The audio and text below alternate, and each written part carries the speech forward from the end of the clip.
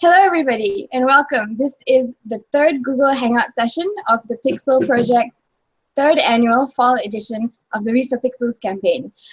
My name is Anusha Kandasivam. I am your moderator for this session.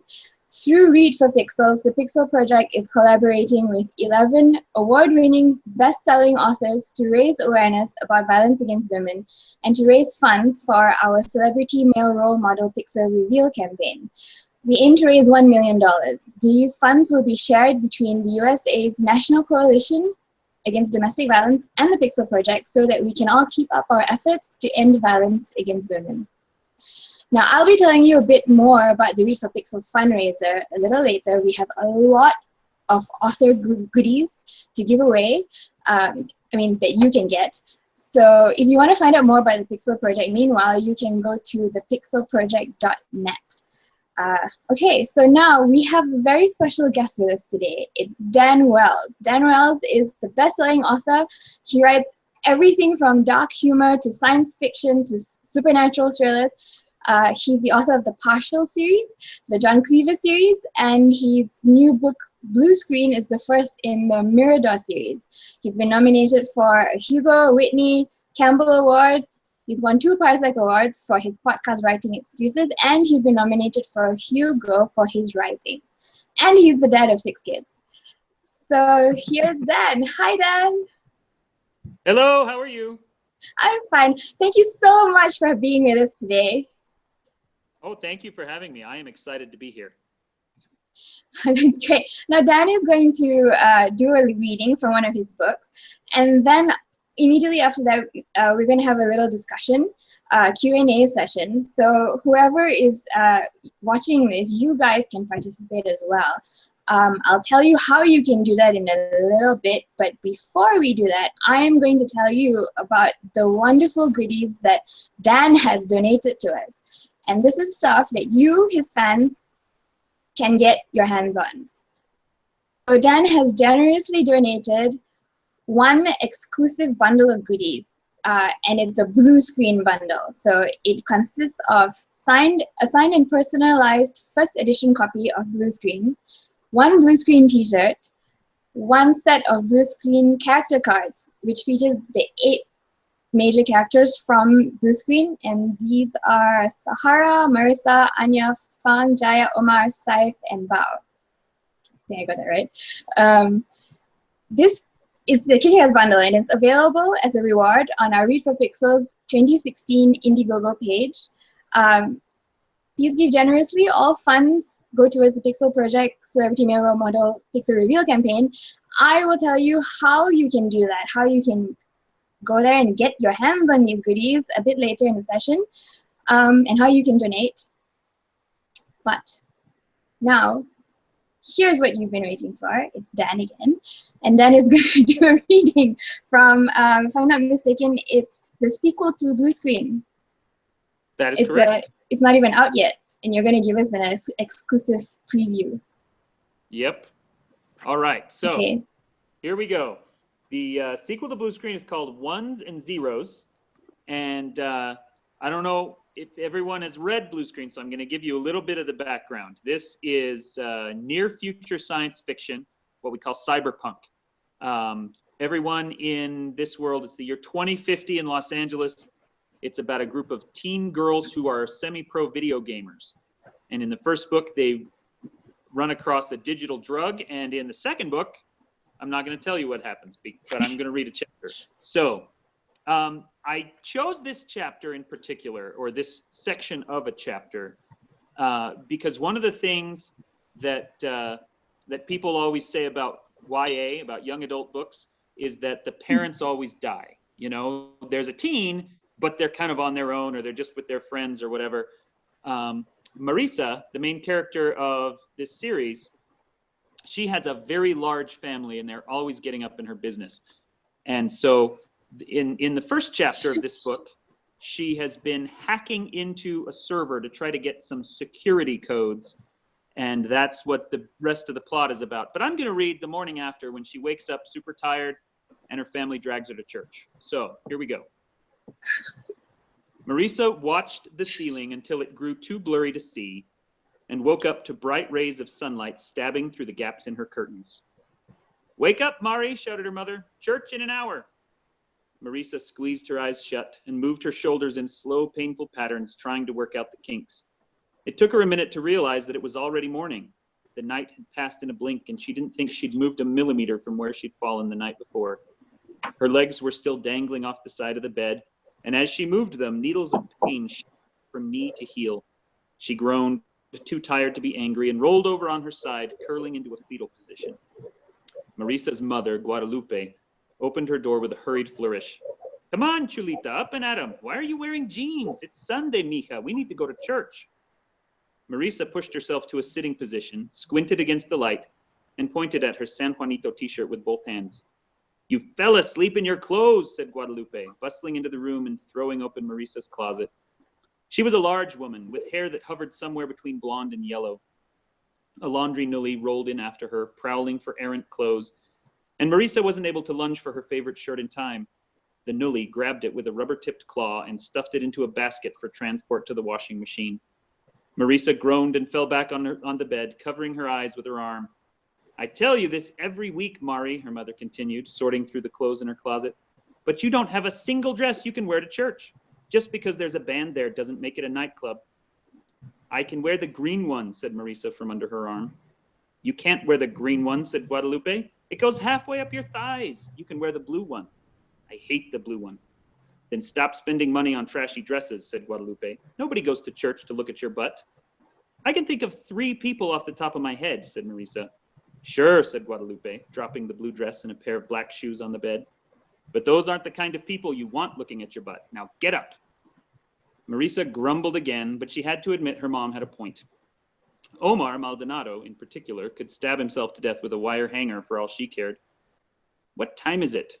"You have a computer in your head," said Guadalupe, bustling back toward the hallway. "You'll figure it out. Now get in the shower fast before Patty gets there. You won't have any hot water." Marisa sighed in the sudden quiet as her mom's blustering admonitions moved next door to her sister's room. She enjoyed the peace for a moment, contemplating for one glorious second the unspeakable joy of going back to sleep again. But then she rubbed her eyes, grabbed her dress, and headed for the shower. She made it there just 2 steps before Patty and locked the door while the angry 12-year-old rattled the handle. "Let me in," Patty whined. "I can pee while you shower." "I'll be fast," called Marisa. "Will you let me out first?" asked a male voice, and Marisa shrieked and spun around. Sandro, her 16-year-old brother, was combing his hair in the mirror, already showered and dressed, because, of course, he was. "Ugh," said Marisa, opening the door again. "Get out." "Thanks," said Sandro, smiling as he left. "Thanks," said Patty, and rushed in as Sandro walked out. Patty closed the door behind herself and started stripping down. "Morning, Mari, what's up?" "Oh, for the love!" Marisa shook her head, closing her eyes, then stepped into the shower and closed the curtain behind her. "Can't I get a second of privacy?" "You're wearing your clothes in the shower," Patty called out. "I know," Marisa growled. "Just don't follow me in here, or I'll upload every virus on the internet into your skull." "I found a virus yesterday," said Patty cheerfully. "I tried to catch it like you do, but I think I had my program set up wrong because the virus got into my active memory and I had to spend all afternoon cleaning out my Genie. And I need your help with my homework because we're trying to learn binary and it doesn't make any sense. Teacher said 2 equals 10 and that 2 doesn't exist. Never heard, and I need you to explain it to me." Marisa tuned her out, undressing and showering while the girl babbled on without hardly pausing for breath. When she turned off the water, Patty was still going strong, extolling the virtues of some new antivirus package she'd just found online. And Marisa wrapped her towel around herself while they switched places. Patty's excited monologue continued from the shower stall, and Marisa stared at herself in the mirror. Her hair was a twisted black bird's nest with fading red tips. Time to dye it again, or maybe try another color. Except that dye cost money, and she still had half a bottle of red. Red it was then. But not this morning. She'd stay faded for another day. She dried herself and put her clothes on, sneering at the stupid blue dress, then retreated toward her bedroom to try to untangle her hair. "Hey, Mari," said Gabby, her other little sister. Whereas Patty was a roiling singularity of energy, 14-year-old Gabby was practically a ghost. Not because people ignored her, but because she tended to ignore everyone else. She drifted down the hallway with barely a wave, wearing a cream top and a black skirt with just enough bounce to look like a ballerina's. Gabby's ballet classes had been one of the more recent luxuries to face the budget chopping block. And ever since then, she'd started looking for every opportunity to passive-aggressively remind the entire family what a tyrannical, life-destroying decision that had been. Now that Marisa looked a little more closely, she could swear that Gabby's entire outfit was a dance costume from one of last year's performances. Gabby went out of sight down the stairs, and Marisa went back to her room to find her makeup. She didn't even think about the login information she'd stolen last night until her mother made another sweep of the house, dragging everyone downstairs to leave. "Vámonos," called Guadalupe, pushing everyone outside. Marisa ran the brush through her hair one last time before grabbing her shoes, hopping from one foot to the other as she tried to put them on in the middle of her mother's relentless drive toward the front door. She blinked open the notepad where she'd saved the security info, cursing herself for falling asleep so early last night. But before she could do anything with the data, she was outside, blinking in the hot California sunlight, and her father was gathering them all up with his loud, bombastic voice. "Line up, carne secas," he bellowed cheerfully. "Miran que lindos." "Good morning," sent Sahara in a text message. "No time," Marisa sent back, sweeping the message away with a blink. "Church." "Late night?" asked Sandro, falling into step beside Marisa. The church was at least a mile away, and they couldn't afford an auto cab, so they walked. "Ooh," sent Sahara. "Have fun." "No," said Marisa, trying to keep track of all her conversations at once. "I fell asleep as soon as we got home." "Maybe there was a sedative in that pricey salad you bought," said Sandro. "Cállate," said Marisa. She focused on her Seagun security notes, hoping to use the walk for something productive, and almost immediately tripped on a broken slab of sidewalk. "Madre de... Ay, que fea," said her abuela, catching her right arm and steadying her before she fell. "That's a mouth, not a gutter." Guadalupe's mother had lived with them ever since the move to the larger house, and church was one of the only times she left it. "I'm amazed she heard you," Sandro whispered. Marisa waited for her abue to snap at Sandro for disrespect. They didn't call her La Bruja for nothing. But of course she only heard Marisa's breach of courtesy, not Sandro's. Of course. Marisa shook her head, considered trying to parse the data, but closed the notepad and blinked it away. She'd already scratched the toe of her shoe, and her abue was gripping her arm like a nully with a broken claw. She'd have to resign herself to a morning with the family before she had a chance to break into Seagun's network. She leaned against her abuela's arm and sighed. "Ay, abuelita, it's been one of those days." "You've only been awake for an hour," said her abuela. "One of those weeks then," said Marisa. She looked at the scratch on her shoe. "One of those lives, maybe." "Why do you always wear the blue dress?" asked her abuela. "If I had your butt, I'd wear the green one." Marisa smiled for the first time all morning. "I love you, abue." And that's all we'll read from that so far. So. That was actually really fun and funny. Oh, good. Yeah. I mean, I come from a big family too, so I can really imagine how all of that works. But yeah, you're totally right. The a lot of YA has this trope of missing parents, and I've read the partial series, and that's happened there as well. So why did you decide to turn that on its head in this one? Well, in part because I'd already done partials where she's kind of on her own. She does live in kind of a dorm room situation with several adopted sisters, but I really liked, more than anything, the father. I like her having a big family. I used to live in Mexico, and that was one of the things that I loved down there about that culture, was that it was so family oriented, and that there's often 3 or even 4 generations living in the same house. And so I wanted to give Marisa that kind of situation. But like I said, more than anything, it was her father. As I write, and I'm working on book 3 right now, it's really kind of turning into a father-daughter story, more so than I expected. Probably because I have a 15-year-old daughter now, so it's on my mind. Okay, that would be really interesting to read. But I want to move the discussion on to the female characters in your stories, and not just in Blue Screen and in this book, but in all that I've read of yours. All the female characters that I find are resourceful and smart women, young or old, and they basically have agency. And I want to ask you, why do you think it's important for you, or for authors in general, to portray female characters in this way, as real people?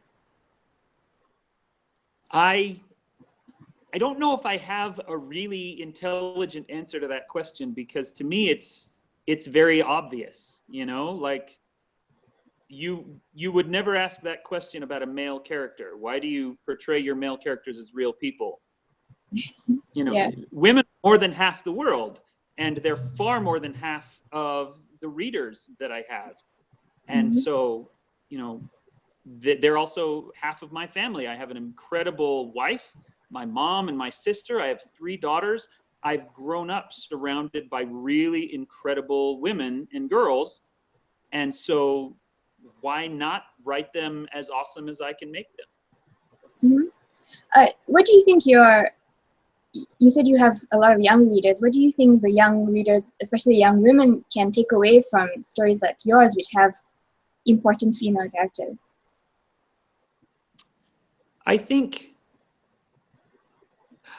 I like people to be able to see themselves in the fiction, you know? And I realized this, and this is going to sound, again, really obvious, but I realized this just at the end of last year when the new Star Wars movie came out, because I had grown up with Star Wars. I was actually born in 1977 when the first Star Wars movie came out. You know, I've had it my whole life. I've played Luke Skywalker and Han Solo since I was able to, you know, intelligently do anything. Okay. And so that's always been there, and I've always had those heroes. And then after the newest Star Wars movie came out, after Force Awakens came out, my 2 oldest daughters were playing together, and I heard one of them say, "Oh, and you can be Leia and I can be Rey. Now there's 2." And I thought, "Oh my gosh, you're right." You know, and obviously we've known that for a long time, but how awful that we had to wait 38 years for there to be 2 female Star Wars movie characters, you know? Just so that my daughters could play together without one of them having to be Luke Skywalker or Mon Mothma. And so I think that that's great. I think it's very important. I want people to be able to read, for example, the partial sequence, and say, you know, she goes out and she changes the world and she cares about things and she's a leader. Maybe I can do that too. I want people to be able to read Blue Screen and go, holy crap, she's super smart. She is a programmer. She knows coding. She does all this great, you know, engineering stuff. I want to be able to do that too. And so, you know, if nobody gets anything other than that from my books, they're a success. Do you think those kind of people are a more accurate portrayal of women nowadays? Oh yeah, absolutely. Well, I suppose we have to say more accurate than what? More accurate than the damsel in distress, you know, the one who's waiting to be rescued. Yeah. I like to write women who rescue themselves or who rescue the men sometimes. In this book, that's kind of what it is. It is Marisa and her friends rescuing a dude in distress, because I thought that would be a fun story to write. And like you say, I think it is more accurate. One of my favorite quotes about diversity is that we're not adding diversity for the sake of feeling better about ourselves. We're subtracting, you know, this kind of monolithic culture for the sake of realism. Yeah. I know, like I said before, I know so many great and wonderful women in real life that it is astonishing to me that we have to try so hard and do so much to get them in our fiction as well.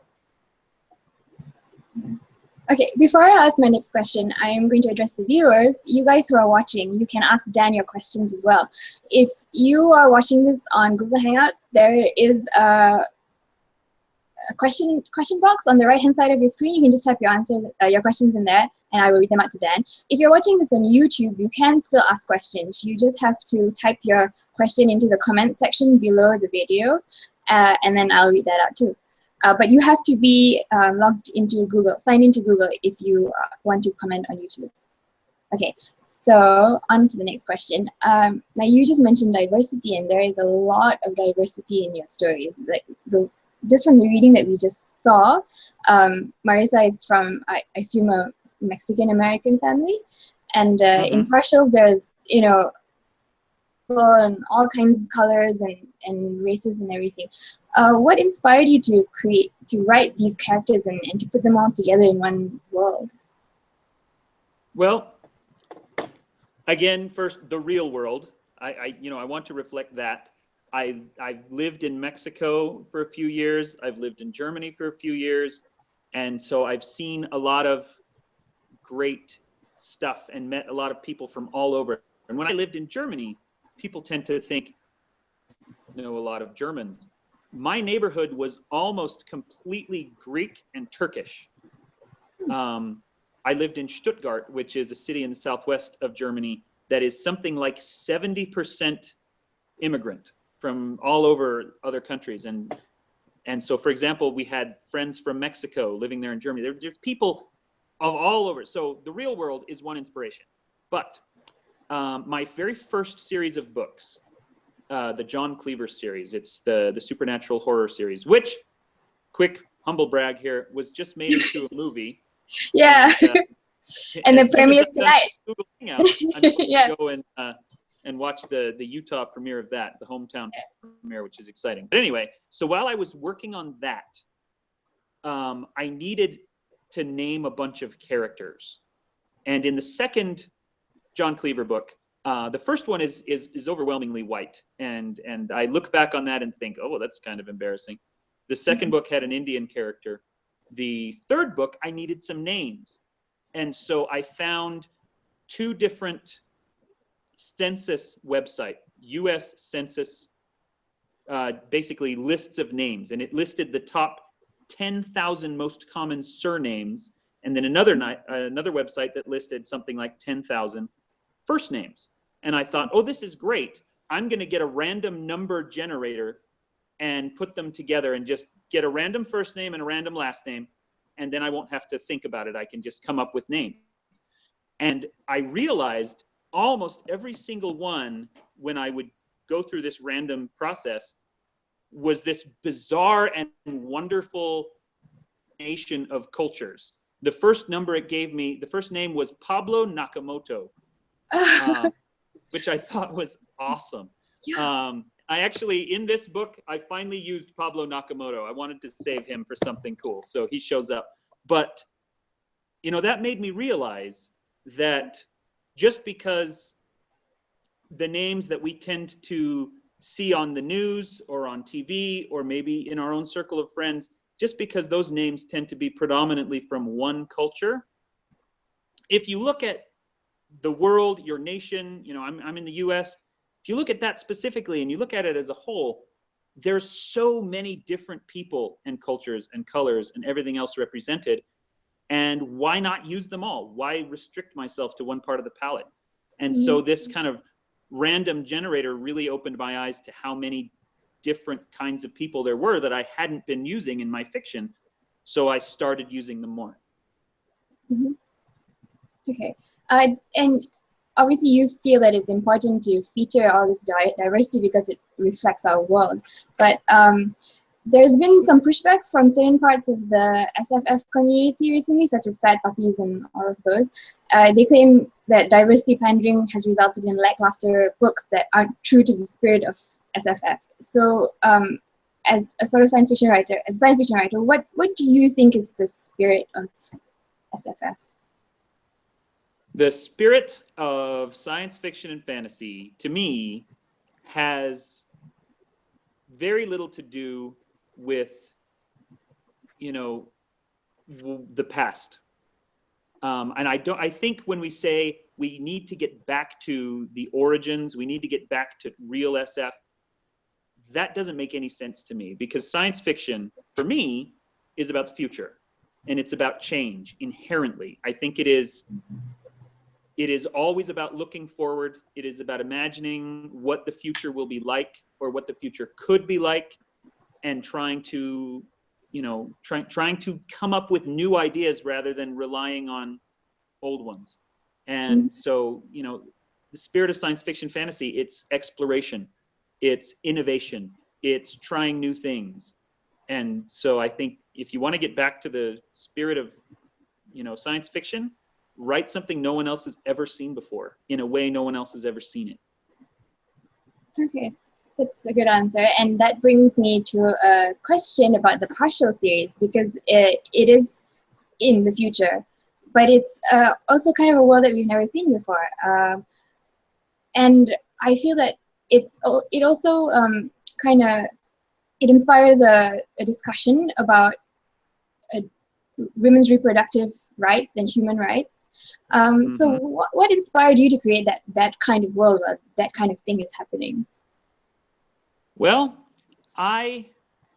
it's a long answer. So I'm going to give the short version of that, the mid-range version of that answer, okay? Okay. First of all, I have always loved apocalyptic stories and stories about the end of the world. You know, growing up in the 80s when we were in constant fear of nuclear war and all of this stuff, you know, the end of the world has kind of been on my mind. And so I've always wanted to write that kind of story.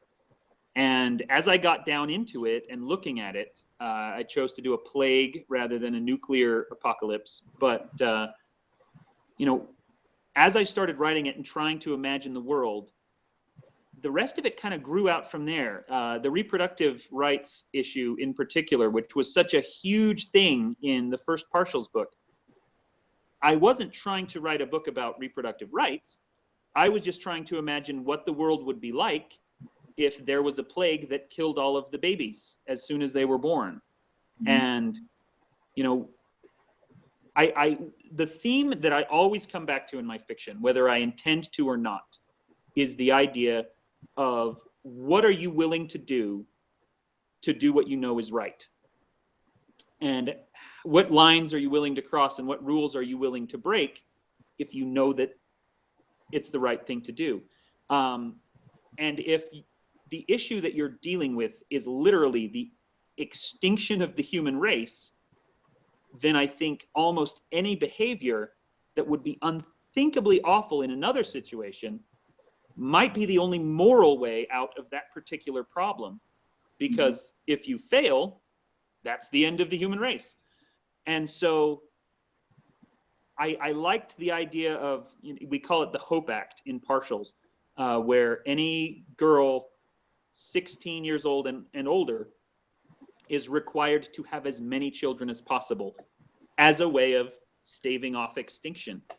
And that just kind of grew naturally out of the world I had created. And I thought, oh, this is an interesting idea. I'm going to explore deeper into this. And I think that that's where some of our best science fiction ideas come from, is to ask a question or propose a scenario and then just dig as deep into it as we can and see what the natural consequences would be. And okay, moving on from that then is a question about consent in sexual relationships and in reproduction. And also gender equality, because it seems that in these stories, the men are not subject to the same Hope Act, the same law that women are. So my question for you is, what is your intention for the readers to think about and take away from this situation? Oh man, what is my intention? Yeah. Well, again, I didn't set out to write an issue-based story, and I kind of stumbled into one. And that is a very angry book. I don't know if everyone else sees Partials as angrily as I see it. But there's a lot of rebellion and a lot of distrust of authority going on in that book. And that's one of them. I don't think that something like the Hope Act, where teenage girls are required to be pregnant, teenage and up, and that men really don't have any restrictions at all, I don't think that that's a good thing, but I do think it's a very plausible thing. I think that a lot of what I put into that book are things that I think could happen, whether or not they should happen. And, Kira's reaction to them is really, I think, what I was going for. What are my intentions? What do I want people to get out of that series? I want people to be like Kira. I want, and English teachers love this when I say this, and maybe other teachers don't. I want teenagers, even my own teenagers, I want them to look at the systems that they live in and the authority figures that they have to follow, and I want them to question them. I want people to look at their leaders, especially right now with this huge presidential election we're in. Look at your leaders. Look at the media that is telling you information. Look at me. I am absolutely a member of the media and a source of information and so on. Look at us. Look at the adults who are running your world and really ask yourself if we're doing a good job of it, if we're making the decisions you would make. And if we're not, do something about it. Because the world isn't, and I don't think has ever been, perfect. We do our best, we try, but we are always wrong in one way or another. And we're often right. But the only way to fix the wrong things is for people to stand up and change them. So do it. Okay, that's great advice. And it also is a good segue into my next question, which is about pop culture. And geek culture in general. There are a rising number of well-respected and well-known female authors, but there are critics that say that geek culture and pop culture is still too male-dominated. What do you think can be done to make geek culture as a whole, whether books, comics, gaming, film, more welcoming to women and girls? Well, the first thing, my first answer to this, because this does come up a lot, and I have friends who complain about this all the time. And so here's my first answer, is that if you look at the kind of people who are writing books, if you look at the kind of people who are creating games, they're fairly balanced between men and women, and but if you look at the kind of people that are getting book reviews, that are getting their movies made into, or their books made into movies, that are getting attention, they are predominantly male. And you're right, who are the kinds of people who want to write comic books when they grow up? Well, pretty balanced. Who are the kinds of people that actually end up writing comic books? Usually men, because they're the ones that are getting hired. And that is true for gaming, it's true for movies. There is an unbelievable list of incredible female directors in Hollywood who almost never get work because men tend to get hired. And so that is an imbalance. I don't think it's possible to look at that and say, well, there's just no women out there. Of course there are. You can't look at it and say, well, they're just not trying very hard. Of course they are. And so it is up to us, first of all, anyone who is that kind of professional gatekeeper, to go out of our way. I'm in the middle of putting together a fiction anthology right now. I want to make sure that there's plenty of representation in it. Not because it's artificial and not because we're pandering, but because that's who's out there writing. And I don't want those voices to go unheard. And so that is the first responsibility that we have, I think, is to make sure that we are listening to everybody and that we are giving everybody an equal chance. Okay, that's a good answer. I want to move the discussion that we're having a bit more towards the characters in your books and the stories. Now, your stories, you have quite a range of stories, and they're read by both men and women, young and old. How important do you think it is for your readers to experience stories that feature male characters who treat women with respect and female characters who are strong and independent? Oh, it's very important. I grew up here in Utah, which is in the western states, the U.S.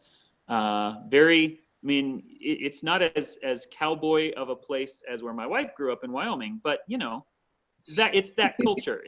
We're in the West, and so I grew up watching cowboy movies. And one of my favorites as a kid was a John Wayne movie called McClintock, because it's a comedy.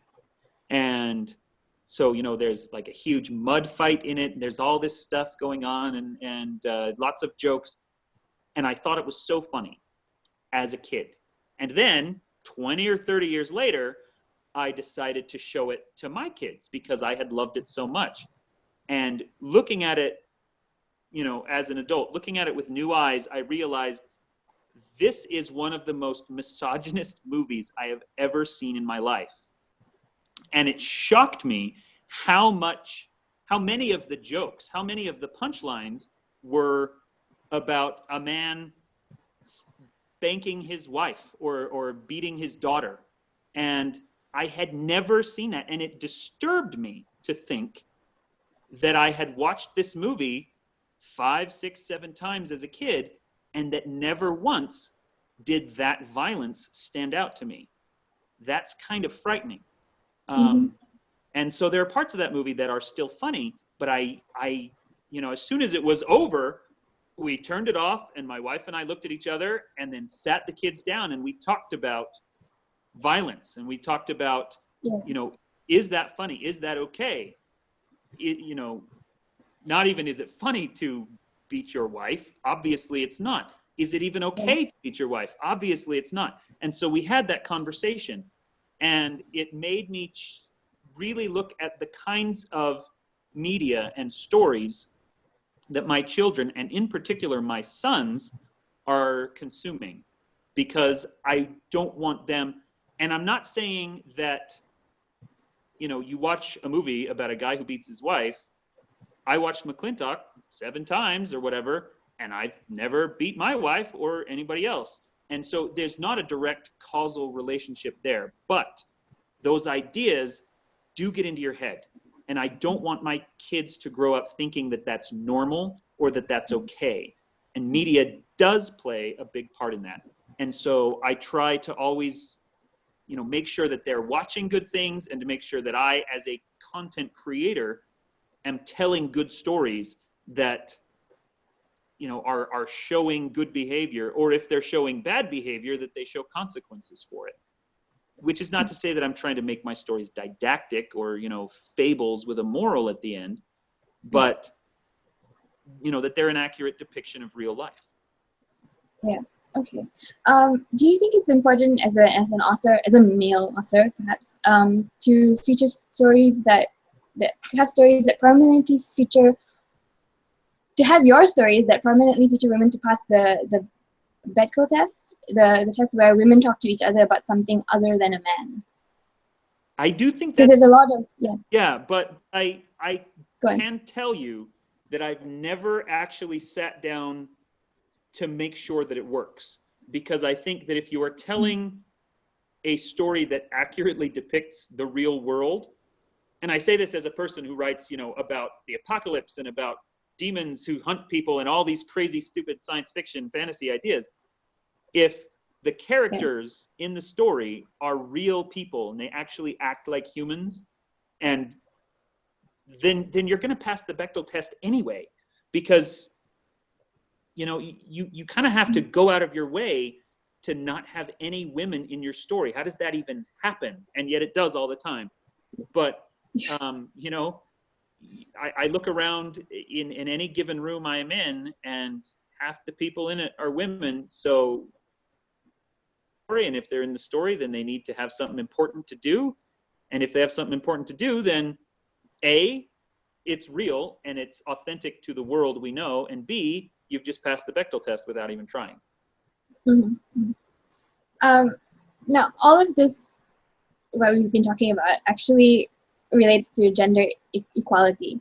How do you think that these messages in pop culture, in your stories, in film and comics, can help to put in a stop to violence against women? I think that I don't want to use Star Wars as an example again, but I'm going to, because I have little kids who watch Star Wars. So seeing someone like Rey up on the screen, kicking butt and being awesome, really does change the way that little boys look at little girls. I believe that very strongly. And I want to be the kind of author, the kind of creator who put those kind of stories out, because it does have an effect on us. And if we can see women in positions of authority, then that normalizes it. If we can see women in, STEM careers, then that normalizes that behavior.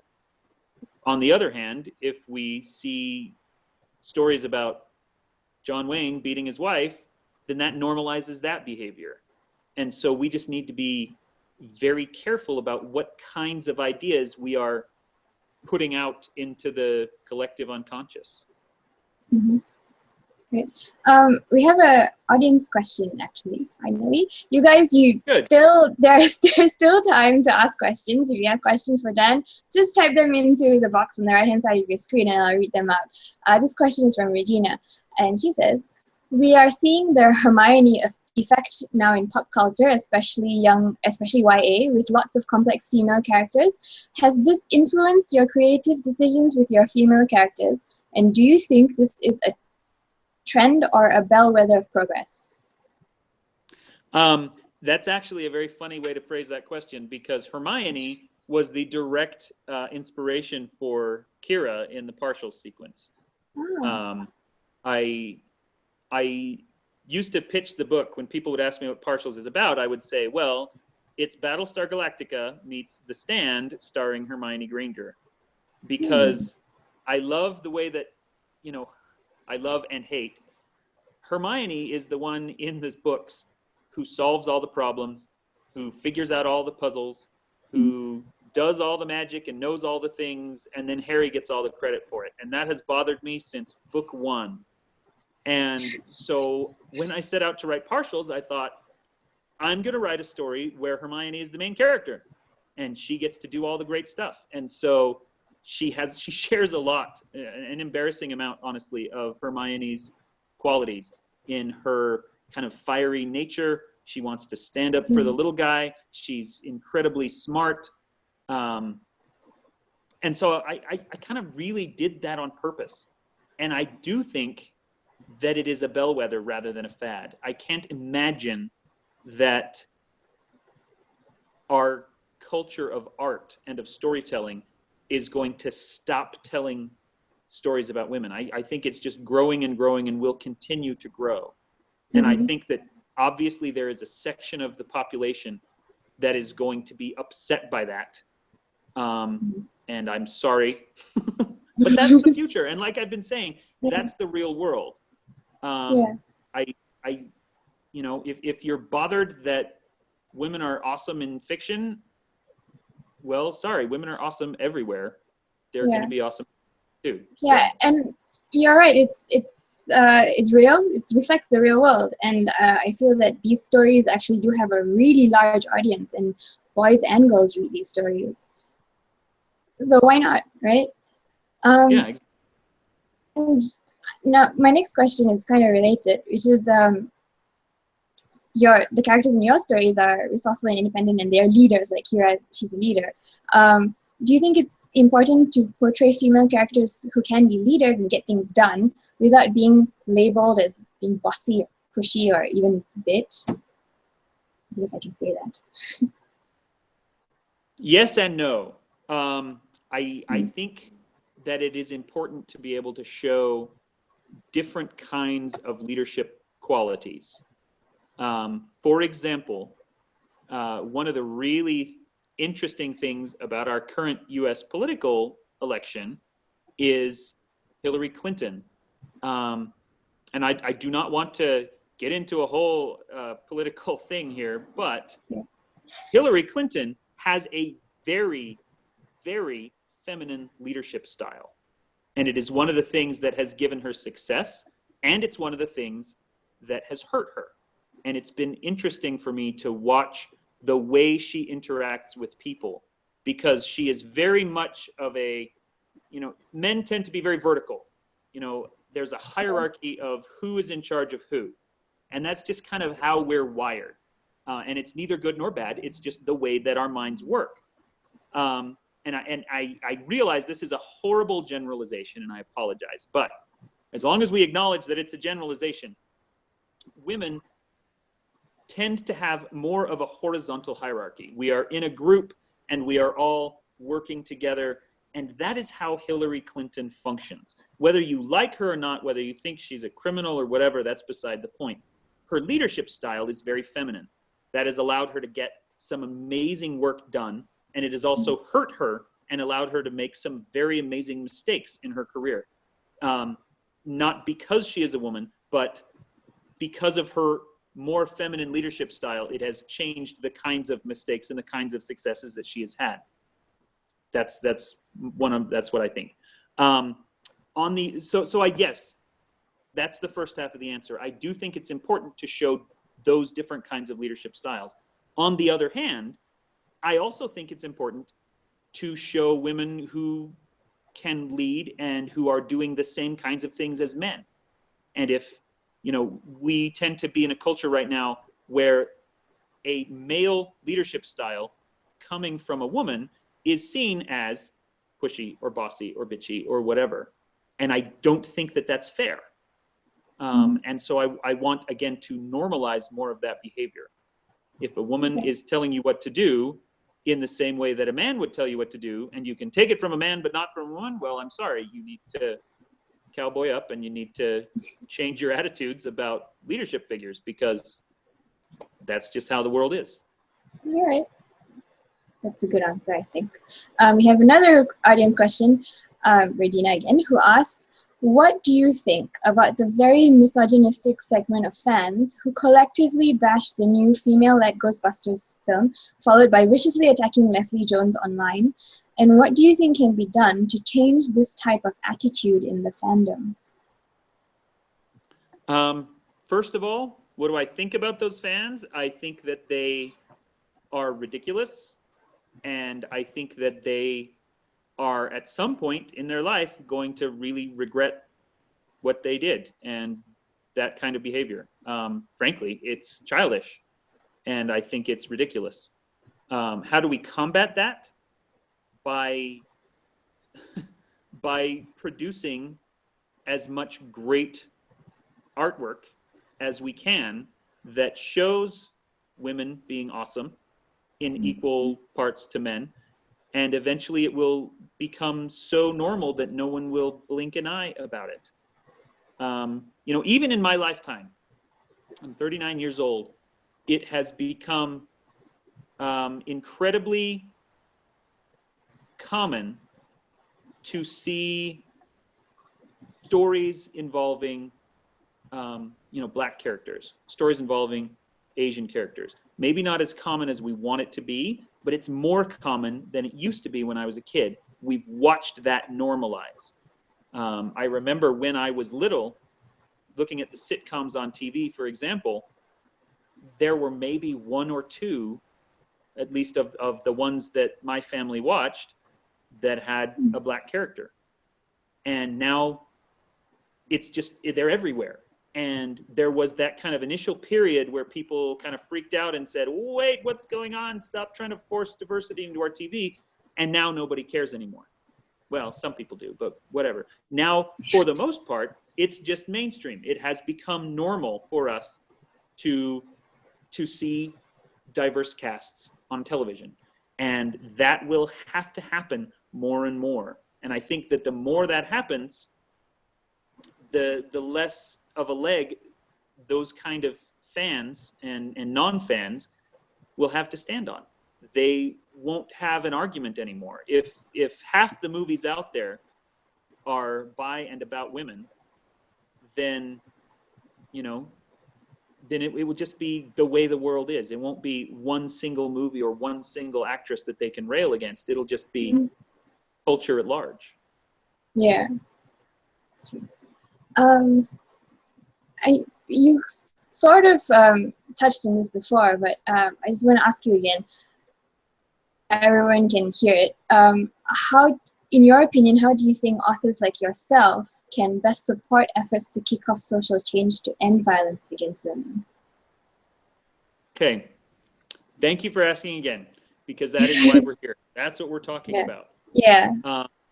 And so it's a lot of the stuff that we've been talking about already, but to put it in one convenient place. First of all, make sure as creators that we are creating good fiction. First of all, we are telling good stories that people want to read or want to watch or want to participate in. Because if we're not telling good stories, then there's no amount of moralizing or pedantry that can possibly save them. Nobody wants to be lectured. We want to be entertained. So that's first. Second, make sure that while we are entertaining, that we are showing, we are modeling the kinds of behavior that we want to see in the world, that we are advocating for the kinds of change and the kinds of rights that we want the world to reflect. You know, if there's a story, if you've always thought, how come there's not enough stories about this? Well, then get out there and write that story. If you want to show that there are people who are, you know, you want to show, for example, women and men interacting without abuse. I mean, and that's a really kind of bottom basic level thing. But if that's what we want to create, is a world without abuse, then we create entertaining, awesome stories in which there isn't abuse, in which people solve disagreements through other means.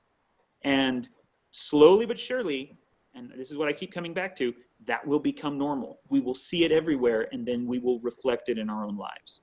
We hope. All right. Now, you, Dan, have been so very incredibly supportive of our Read for Pixels campaign and our anti-violence against women work. Can you just tell us why you support this cause to end violence against women? Well, because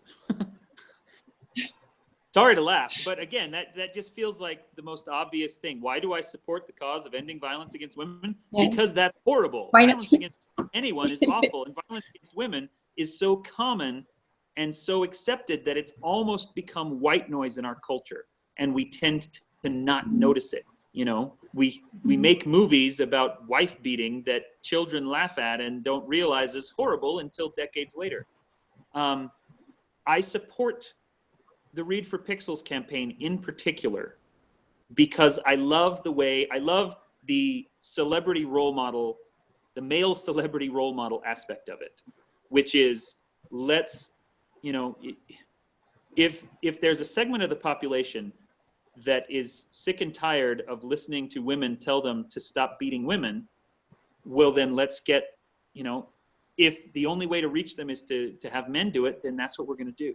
And I do think that we need to talk to the men directly. If we're going to end violence against women, yes, women need to be careful. Yes, women need to know self-defense. Women need to know where they can turn when problems arise.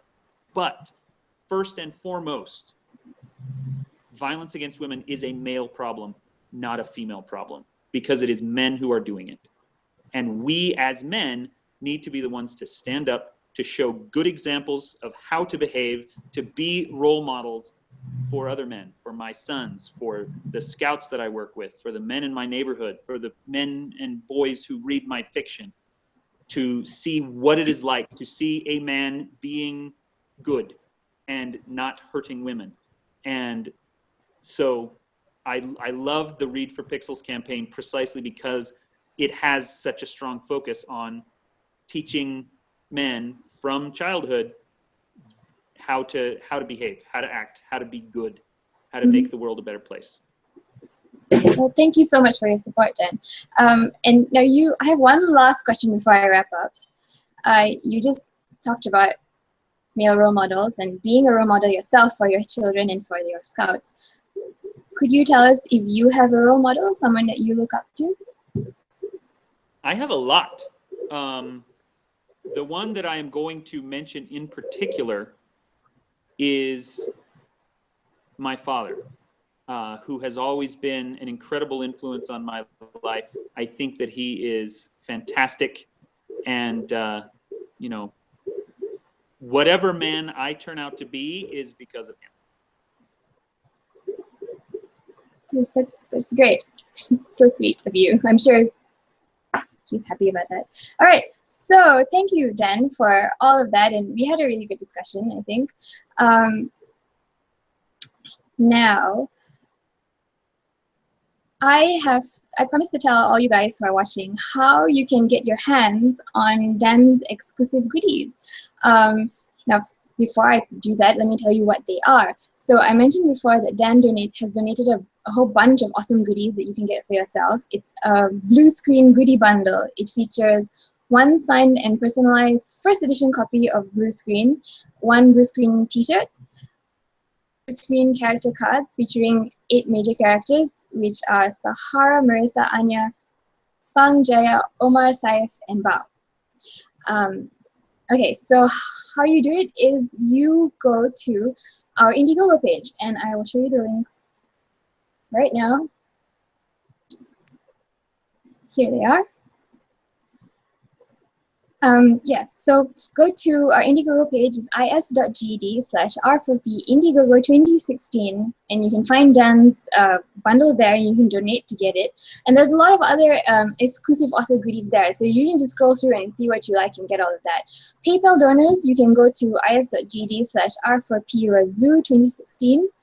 And if you want to learn more about all the other Read for Pixel sessions we have coming up, please do go to is.gd/read4pixels. So please do give generously. All funds go towards the Pixel Project Celebrity Male Role Model Pixel Reveal campaign to help end violence against women. If you want to learn more about the campaign and about violence against women and what you can do to help stop it, visit the Pixel Project's website. We're at thepixelproject.net. Okay. Okay, so all that remains to be done is to thank everybody. Thank you, viewers. Thank you, Dan. Thank you so much for taking time to be with us today. I know you have to run off to your movie premiere now. So thank you so much for being with us and supporting the cause to end violence against women. Thank you. Thanks, everybody. We're going to go off now. Bye. Bye.